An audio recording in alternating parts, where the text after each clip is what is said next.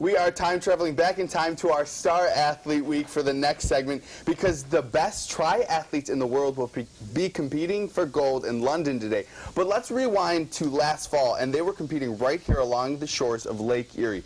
Last year, the Nickel City Triathlon attracted some pretty famous faces. Olympians from 3 countries traveled to Buffalo to compete.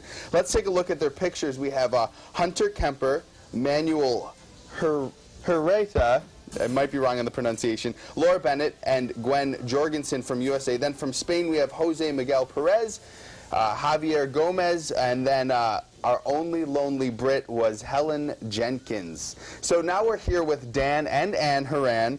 Look at that, easy and rhyming, who will be telling us what it takes to be a triathlete.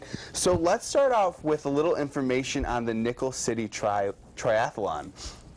Well, first of all, while we were here waiting, we just saw the finish of the men's triathlon. It just completed, and one of the athletes at our race last year just won the silver medal. Hunter Kemper, who was a 4-time Olympian and a dear friend of Ann and mine, came in 14th, unfortunately, but he looked great. It was really spectacular, and thank you for letting us watch it while we were waiting for you. But to put it on here in Buffalo was a privilege. It took a lot of work from Ann and I, and also the help of the Buffalo Convention and Visitors Bureau, their sports commission. It was a lot of work, but it was really fulfilling for Ann and I to see the event really take off last summer for the first time. Let's talk about the logistics of a triathlon. What's the mileage per event, I guess you would call it? For the Olympic distance, the swim is a 1,500-meter swim, which is almost a mile. The bike is a 40-kilometer ride, which is 24.8 miles. And the run is a 10-kilometer run, which is 6.2, which they did in the Olympics this morning. So, Ann, tell us what it's like to train for that. It's such a commitment for people to actually do a triathlon because they have to get all the disciplines in a day.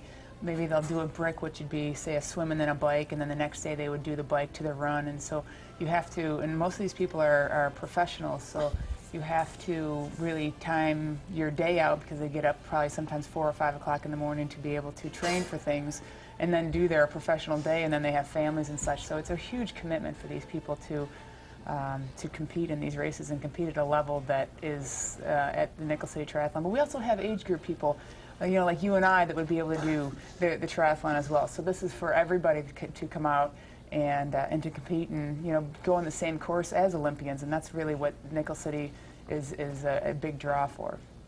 And then there's 2 triathlons. What are the 2 triathlons, and how can we sign up for them if we're interested in the events? Well, this year, like Ann said, it's one of the attractive things about the race is racing the same course as an elite Olympian. And so the early morning race is the age group races like you and I and Ann, which would be a lot of fun. And then afterwards, we're going to have catered meals, anything you can drink from Red Bull, Nestle, Quick. A lot of sponsors have come on board to really help us out. And then you get to sit back and really watch these elite athletes compete, which is pretty intense. I mean, these bicyclists are averaging anywhere from 32 to 34 miles an hour, probably as fast as you and I try to get to work in the morning. And this is the Nickel City Triathlon, which is going to happen September 15th. And 16th. And 16th. Mm-hmm. And then that is the Olympic race on Saturday. Sunday, we'll have what they call a sprint race, and that's a little shorter version. But what we did, we negotiated this year, we put in a bid for, and we're only one of 3 cities in the United States are going to have this. Denver, Dallas, and Buffalo. It's going to be the Para-Triathlon National Tour. And what it is athletes who've really suffered some devastating injuries or were born with some type of disability, very similar to the South African runner we all saw run the 400 meters in the Olympics.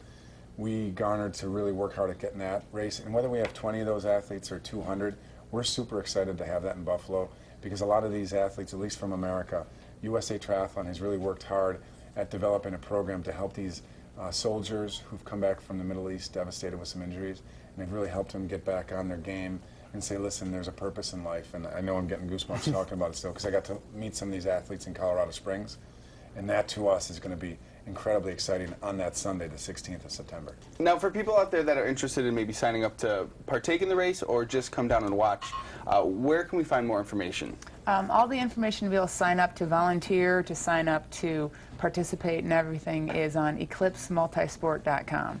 So we're really looking for volunteers, especially for the para-triathlon, because a lot of these athletes need to be helped out of the water and put into their chairs, and it's a big commitment for people. And so if there's anybody out there that really wants to help out with volunteering to help these athletes come in and out of the water and get on their bikes, it's a huge thing. But eclipsemultisport.com, and it's definitely something that we need to come support Buffalo. All right, well, thank you guys for coming in. We're going to head over to the newsroom right now to see how Joe Arena's working out on the desk check.